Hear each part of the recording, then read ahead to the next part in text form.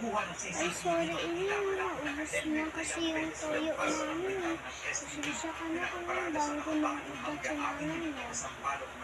Okay, bayaran ka na lang. Pasensya ka na po.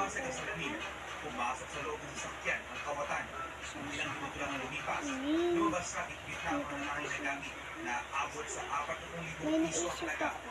Ayon sa PNP, O kaya, papasok isa sa kahit trabaho hindi na ang po 37 anyos pwede, babaeng may-ari ng SUV. ay, Mag-aalas dito sa tayo sa mall. umaga, Let's go!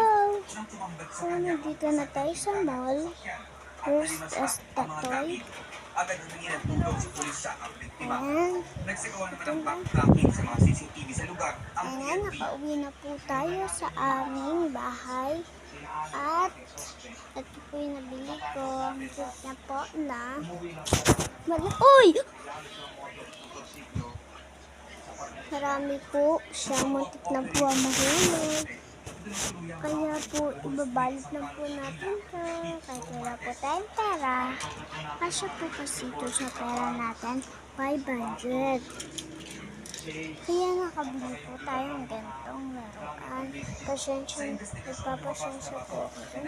Kasi alam niyo po kaya po nagpapasensya. Ang dami ko pong utang dun. Ang dami ko po. Madami po akong talagang utang doon.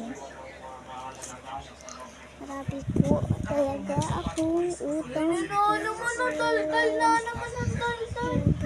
Walang dahilan. Bianca. Ano po, wala. Po ako nagpapasensya doon. Ang dami ko po kasi utang doon. Kaya nagpapasensya po ako doon. Kaya huwag na po akong gagayahin. Yan lang po. Bye-bye. Ay, sorry po. Hindi pa po pala tapos. So, kung Atsan!